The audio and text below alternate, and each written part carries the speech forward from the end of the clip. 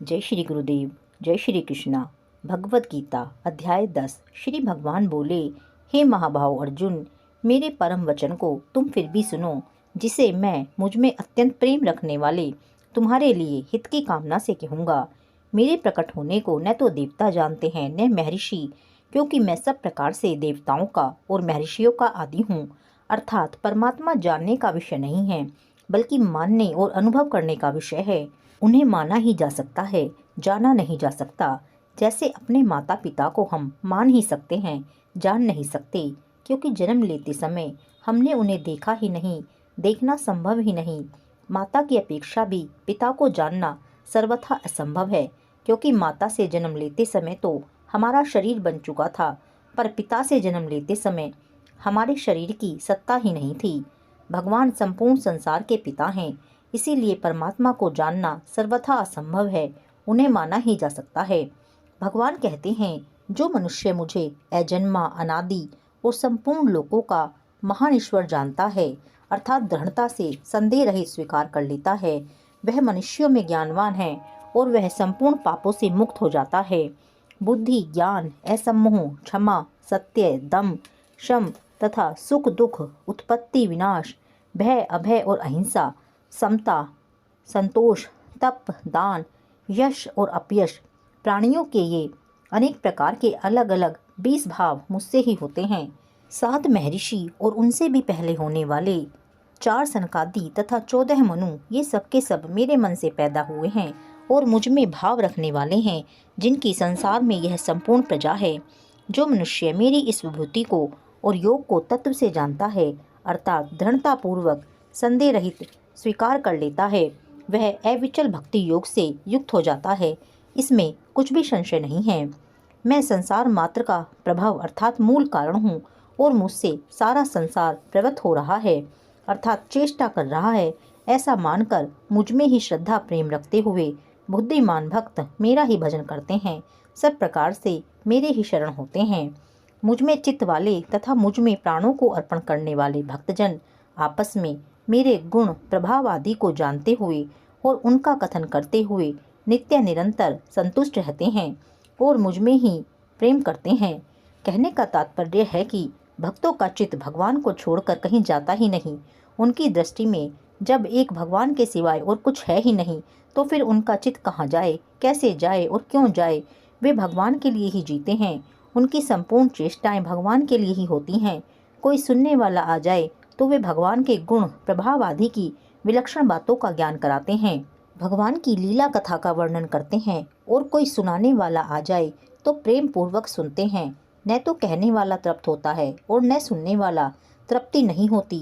यह वियोग है और नित्य नया रस मिलता है, यह योग है।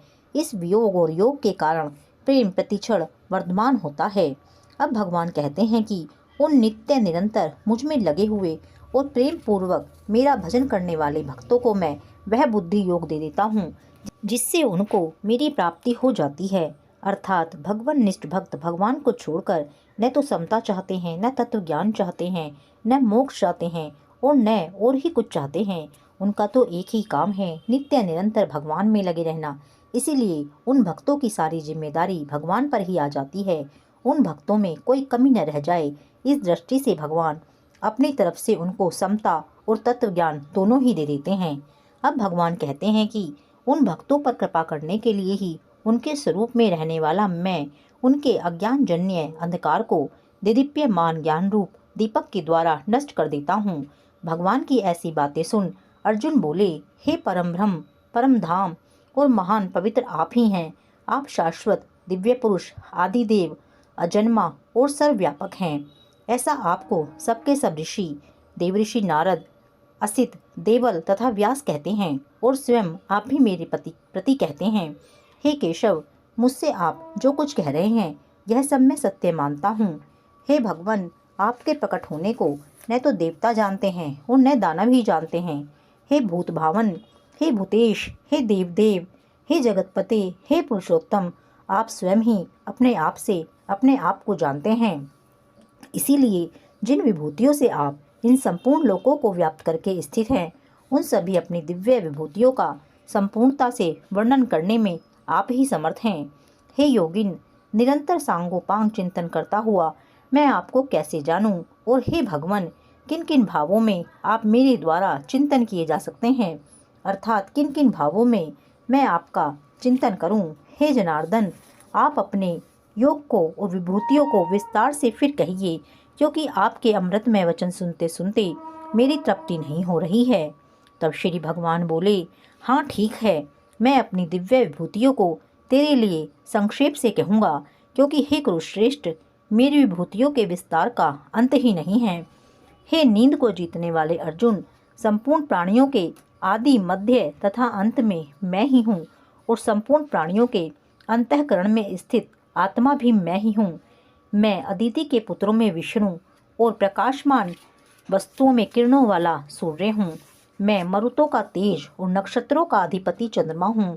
मैं वेदों में सामवेद हूँ, देवताओं में इंद्र हूँ, इंद्रियों में मन हूँ और प्राणियों की चेतना हूँ।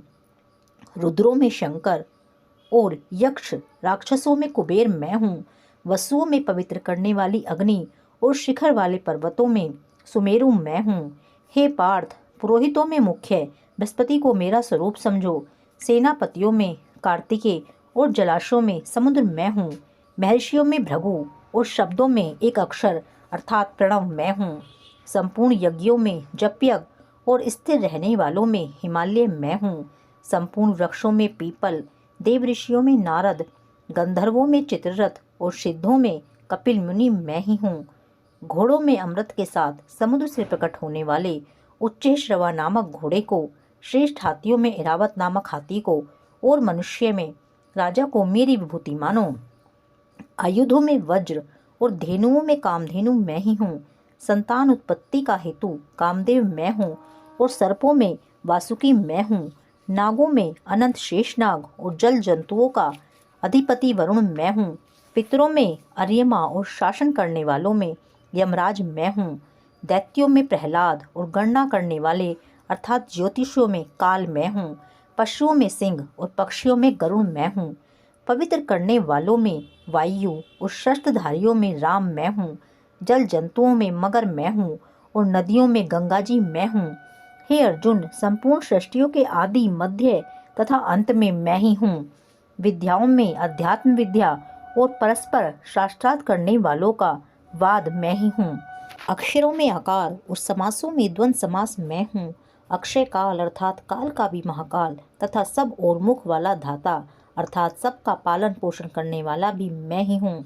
सबका हरण करने वाली मृत्यु और भविष्य में उत्पन्न होने वाला मैं हूँ, तथा स्त्री जाति में कीर्ति, श्री, वाक, स्मृति, मेधा, धृति और क्षमा मैं ही हूँ। गाई जाने वाली श्रुतियों में भृतसाम और सब छंदों में गायत्री छंद मैं ही हूँ। 12 महीनों में मार्गशीर्ष और 6 ऋतुओं में बसंत मैं ही हूँ। छल करने वालों में जुआ और तेजस्वियों में तेज मैं हूँ। जीतने वालों की विजय मैं हूँ। निश्चय करने वालों का निश्चय और सात्विक मनुष्यों का सात्विक भाव मैं हूँ। वृष्णि वंशियों में वसुदेव पुत्र श्री कृष्ण और पांडवों में अर्जुन मैं ही हूँ।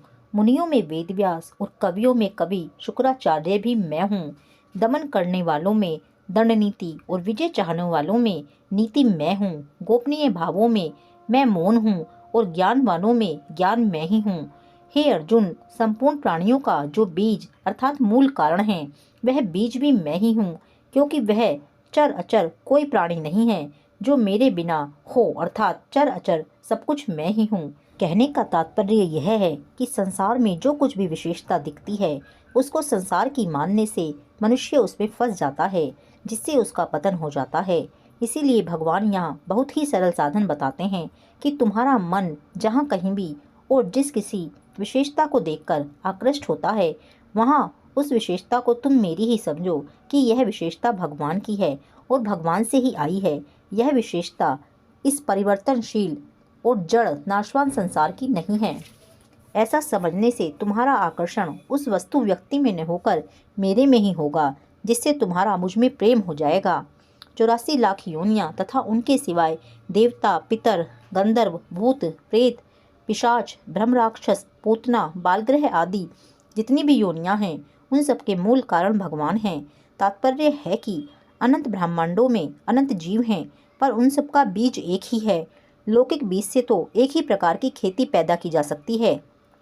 जैसे गेहूं के बीज से गेहूं ही पैदा होता है, अन्य अनाज नहीं। सबके बीज अलग अलग होते हैं, परंतु भगवान रूपी बीज इतना विलक्षण है कि उस एक ही बीज से अनंत ब्रह्मांड के अनंत जीव पैदा हो जाते हैं। सब प्रकार के जीव पैदा होने पर भी उसमें कोई विकृति नहीं आती, वह ज्यों का त्यों रहता है, क्योंकि यह बीज अव्यय और सनातन है। अब भगवान अर्जुन से बोले, हे परंतप अर्जुन, मेरी दिव्य विभूतियों का अंत नहीं है। मैंने तुम्हारे सामने अपनी विभूतियों का जो विस्तार कहा है, यह तो केवल संक्षेप से नाम मात्र ही कहा है। जो भी ऐश्वर्य युक्त, शोभा युक्त और बल युक्त प्राणी तथा पदार्थ हैं, उसको तुम मेरे ही तेज के अंश से उत्पन्न हुआ समझो। अथवा हे अर्जुन, तुम्हें इस प्रकार बहुत सी बातें जानने की क्या आवश्यकता है, जबकि मैं अपने किसी एक अंश से इन संपूर्ण जगत को व्याप्त करके स्थित हूँ, अर्थात अनंत ब्रह्मांड मेरे किसी एक अंश में ही है। स्वामी राम सुखदास जी भगवान के इस कथन की व्याख्या करते हुए कहते हैं कि संसार की सत्ता, महत्ता और संबंध ही मनुष्य को बांधने वाला है। इसीलिए पहले कही गई विभूतियों के सिवाय भी साधक को स्वतः जिसमें व्यक्तिगत आकर्षण दिखता हो, वहाँ वहाँ भगवान की ही विशेषता देखे। इससे वहाँ उसकी भोग बुद्धि न होकर भगवत बुद्धि हो जाएगी, तो उसके अंतःकरण में भगवान की सत्ता, महत्ता और उनसे संबंध हो जाएगा। मनुष्य में जो भी विशेषता आती है, वह सब भगवान से ही आती है, और भगवान में विशेषता न होती तो वह भला मनुष्यों में कैसे आती। जो वस्तु अंशी में नहीं है, वह अंश में कैसे आ सकती है। जो विशेषता बीज में नहीं है, वह वृक्ष में कैसे आएगी। उन्हीं भगवान की कवित्व शक्ति कवि में आती है, उन्हीं की वाक शक्ति वक्ता में आती है, उन्हीं की लेखन शक्ति लेखक में आती है, उन्हीं की दातृत्व शक्ति दाता में आती है। जिनसे मुक्ति, ज्ञान, प्रेम आदि मिले हैं, उनकी तरफ दृष्टि न जाने से ही ऐसा दिखता है कि मुक्ति मेरी है, ज्ञान मेरा है, प्रेम मेरा है। यह तो देने वाले भगवान की विशेषता है कि सब कुछ देकर भी वे अपने को प्रकट नहीं करते, जिससे लेने वाले को वह वस्तु अपनी ही मालूम देती है। मनुष्य से यह बड़ी भूल होती है कि वह मिली हुई वस्तु को तो अपनी मान लेता है, पर जहाँ से वह मिली है उसको अपना नहीं मानता। इसीलिए भगवान अपनी तरफ दृष्टि कराते हैं कि अनंत ब्रह्मांडों में सब कुछ मैं ही तो हूँ। मेरी तरफ देखने से फिर कोई भी विभूति बाकी नहीं रहेगी। जब संपूर्ण विभूतियों का आधार, आश्रय, प्रकाशक, बीज अर्थात मूल कारण मैं तेरे सामने बैठा हूँ, तो फिर विभूतियों का चिंतन करने की क्या जरूरत। 10वां अध्याय पूर्ण। जय श्री राधे, जय श्री कृष्णा।